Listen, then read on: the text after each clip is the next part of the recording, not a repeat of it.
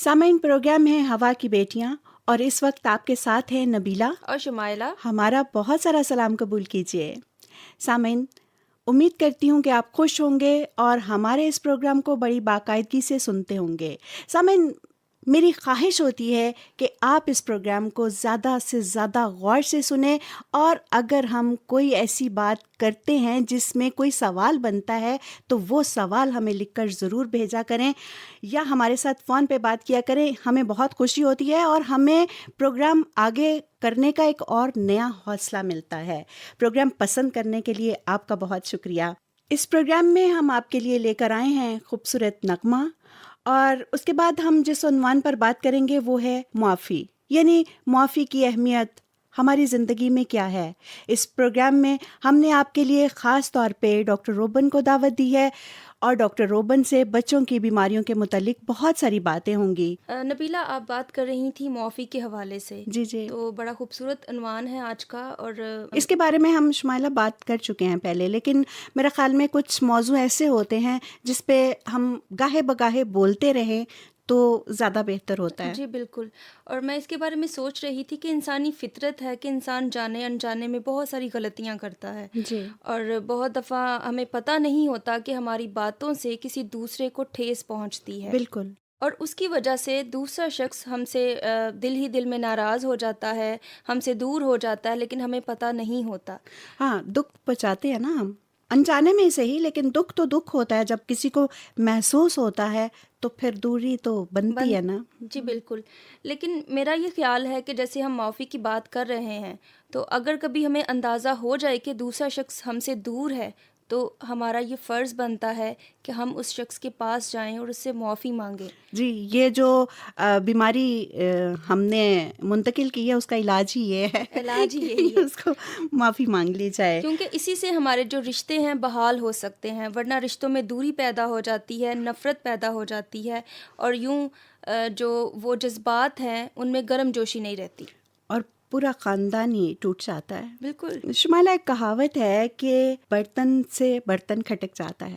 دیکھیے، جب نزدیک برتن پڑے ہوں تو وہ بھی ایک دوسرے سے ٹکرا جاتے ہیں، اور انسان تو ایک کمزور سا بنتا ہے، تو وہ ایک دوسرے کے جذبات کو ٹھیس پہنچا سکتا ہے. اور پھر انسان کی یہ فطرت ہے کہ فوراً جذباتی ہو جاتا ہے، ہاں، تو اور لڑائی جھگڑا شروع ہو جاتا ہے. معافی کی طرف کم ہمارا جو ہے رجحان ہے.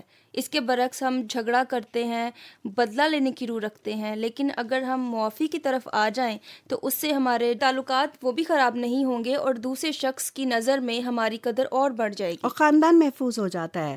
چھوٹی چھوٹی بات پہ ناراضگی، غصہ، نفرت اور حسد جو ہے وہ خاندان کو دور کر دیتا ہے، اور اس سے گناہ جو ہے وہ آسانی سے جنم لیتا ہے. انسان ایک کے بعد دوسرے گناہ میں پھنس جاتا ہے کہ یہ گناہ ہی ہے نا، جھوٹ بولنا، عیب جوئی کرنا، کسی کی غیر موجودگی میں اس کے خلاف باتیں کرنا، بتائے بغیر ایک دوسرے کی چیز استعمال کرنا. یہ چھوٹی چھوٹی باتیں ہیں جس کو ہم سمجھتے نہیں ہیں. ہماری نظر میں یہ معمولی سی بات ہے، لیکن آپ دیکھیے کہ یہ گناہ کے زمرے میں آ جاتی ہے. جی یہ بالکل. بات نبیلہ، اس سے پہلے کہ ہم معافی پر مزید بات کریں، ہمیں چاہیے کہ ہم سامعین کو بتائیں کہ معافی اصل میں ہے کیا. ہاں ضرور، یہ ضروری بات ہے. اس کے بارے میں کچھ بتائیں گی آپ؟ جی نبیلہ، اس کا مطلب ہے رہائی، مخلصی، آزاد کرنا یا رشتے کو دوبارہ جوڑ لینا. بالکل ٹھیک شمائلہ. اور ایک بات میں سامعین سے کرنا چاہوں گی کہ معافی مانگ کر ہم اکثر سوچتے ہیں کہ شاید ہم نیچے ہو گئے ہیں، ہمارے ذہن میں جو باتیں تھیں ان کی بڑائی جو ہے وہ ختم ہو گئی ہے. لیکن میرا خیال یہ ہے کہ معافی مانگ کر کوئی شخص چھوٹا نہیں ہوتا، بلکہ میرے خیال میں اس کا قد بڑا ہو جاتا ہے، کیونکہ معاف کر دینے سے آپ ٹوٹے ہوئے رشتوں کو جوڑتے ہیں.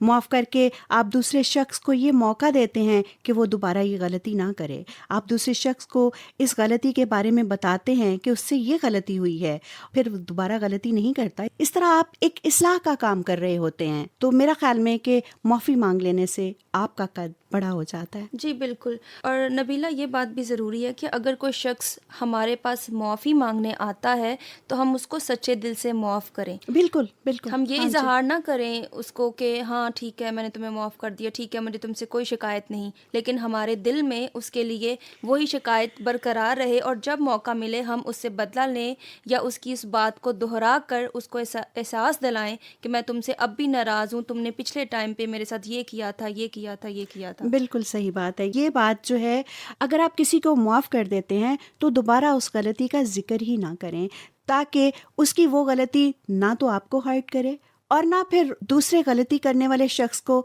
बार बार पशेमानी का सामना करना। लेकिन नबीला सोचने की बात ये है कि हम माफ़ क्यों करें। जैसे कि हमने बात की कि माफ़ करना इसलिए ज़रूरी है कि दूसरे शख्स को जो है वो एहसास हो जाए कि हम उसके बारे में अपने दिल में कोई मनफी रवैया नहीं रखते। खूबसूरत बात की है और ये सवाल बहुत अहम सवाल है जिसको मेरे ख्याल में कोई गहराई से लेता ही नहीं। मेरे ख्याल में अगर हम इसको कलाम मुक़द्दस में से देखेंगे तो वो हमें ज़्यादा रहनुमाई इससे। बिल्कुल। और बाइबल मुक़द्दस में हमारे लिए हुक्म है कि हम दूसरों को मुआफ़ करें। क्यों? क्योंकि खुदा ने हमारे गुनाहों को मुआफ़ किया बिल्कुल। और वो चाहता है कि हम अपने बहन भाइयों के गुनाहों को मुआफ़ करें। और बाइबल मुक़द्दस में ज़बूर 103 उसकी 12वीं आयत में लिखा है कि जिस तरह पूरब पश्चिम से दूर है, इसी तरह खुदा जो है हमारी ख़ताओं को हमसे दूर ले जाता है। तो फिर क्यों हम दूसरों की ख़ताओं को अपने सामने रखते हैं? ये खुदा से दूरी है ना, कि माफ़ करना इसलिए ज़रूरी है ताकि हम खुदा के नज़दीक हो जाएं, क्योंकि अगर हम किसी को माफ़ नहीं करते तो हम खुदा से दूर हो जाते हैं। जी बिल्कुल। हम अपने गुनाहों के लिए खुदा के हुज़ूर में झुकते हैं कि खुदा जो है वो मेरे गुनाहों को मुआफ़ करे या मेरी फ़लाँ गलती को मुआफ़ करे। लेकिन जब कोई शख्स हमसे मुआफ़ी की तलब करता है तो हम अपना दिल सख्त बना लेते हैं। शुमाइला, कलाम मुक़द्दस में इसके बारे में क्या लिखा, आप ज़रा बताएंगी मुझे? जी नबीला, मैं यीशु मसीह की तालीम जो हमें दी गई है मुआफ़ी के बारे में, उसके बारे में बताऊंगी। जी। यीशु मसीह बयान करते हैं कि एक बादशाह था जिसके एक नौकर ने 10,000 तोड़े उससे लिए थे। जी। बादशाह ने अपने नौकर को कहा कि वो कर्ज़ वापस कर दे, तो उसने मिन्नत की कि मुझे कुछ वक्त दे क्योंकि अभी मेरे पास वापस करने के लिए कुछ नहीं। जी। सो बादशाह ने उस पर तरस खाया और उसका जो सारा कर्ज था उसको मुआफ़ कर दिया। अब उसी नौकर ने अपने हम खिदमत नौकर से 100 तोड़े वापस लेने थे। उसने नौकर को बुलाया कि 100 तोड़े वापस करे। हाँ। उस नौकर ने भी मिन्नत की और कहा कि अभी मुझे वक्त दे क्योंकि वापस करने के लिए मेरे पास कुछ भी नहीं। लेकिन उस नौकर ने अपने हम खिदमत नौकर को 100 तोड़े मुआफ़ करने की बजाय कैद में डाल दिया और कहा कि जब तक वो सारा कर्ज वापस ना करे तब तक कैद में रहे। अब जब बादशाह को ये खबर मिली कि उस नौकर ने ये सब किया है, तो उसने कहा कि तुझे लाजिम ना था कि जैसा मैंने तुझ पर रहम किया तू भी अपने हम खिदमत भाई पर रहम करता। बिल्कुल। और बादशाह ने खफा होकर जलादों को हुक्म दिया कि इसको कैद में डाल दें और जब तक वो सारा कर्ज अदा ना कर दे कैद में रहे। लेकिन जैसा उसने किया था वैसा ही उसके साथ हुआ। इसी वजह से अगर हम किसी को माफ़ करते हैं तो हमारा खुदा जो है वो हमारे गुनाहों को, हमारे कर्ज़ों को माफ़ करता है। लेकिन शुमाइला, एक बात अक्सर सुनने में आती है कि वो कहा जाता है कि लो जी, 1 दफ़ा, 2 दफ़ा, 10 दफ़ा, कितनी दफ़ा माफ़ करें? एक ही गलती एक बंदा बार बार करता है तो इंसान होते हुए चिढ़ जाते हैं हम। तो कलाम मुक़द्दस इसके बारे में क्या कहता है, आप बताएंगी हमें? जी बिल्कुल, जैसा सवाल आपने किया है, यीशु मसीह के एक शागिर्द मुक़द्दस पतरस ने भी यीशु मसीह से सवाल किया कि अगर मेरा भाई मेरा गुनाह करता है तो मुझे उसको कितनी दफ़ा माफ़ करना चाहिए। खुदावंद यीशु मसीह ने कहा 7 बार, बल्कि 7 बार के भी 70 बार। जी। अब इसका मतलब ये नहीं कि हम 7 को 70 से ज़रब दें। और जवाब आए 490। हाँ जी, बिल्कुल नहीं। तो फिर हम उसको गिनना शुरू कर शुरू दें कर कि दें। कब 490 हों और कब हम इसको सजा दें। बल्कि इसका ये मतलब है कि मुआफ़ी की कोई हद नहीं। जी। क्योंकि देखें, जब हम खुदा की हजूरी में जाते हैं, हम माफ़ी मांगते हैं तो हमारे सामने कोई हद नहीं है कि तुम खुदा के सामने इतनी दफ़ा माफ़ी मांगोगे, इसके बाद तुम्हें माफ़ी नहीं मिलेगी। बिल्कुल, और बिल्कुल, बिल्कुल बिल्कुल। इसी तरह हमारे जो हम जिन्स बहन भाई हैं उनके लिए भी हमारा रवैया ऐसा ही होना चाहिए। हम ये ना कहें कि अब मेरी हद ख़त्म हो गई है, मैं तुम्हें कितना बर्दाश्त करूं, अब मैं तुम्हें माफ़ नहीं कर सकता। क्या खुदा कभी हमें ऐसा कहता है? बिल्कुल भी नहीं, बिल्कुल भी नहीं। और कलाम मुक़द्दस में ये सब बातें हमें सिखाने के लिए लिखी गई हैं। सो हमें गौर से कलाम मुक़द्दस को पढ़ना, اور اس کو سمجھنا چاہیے اور پھر اس پر عمل بھی کرنا چاہیے.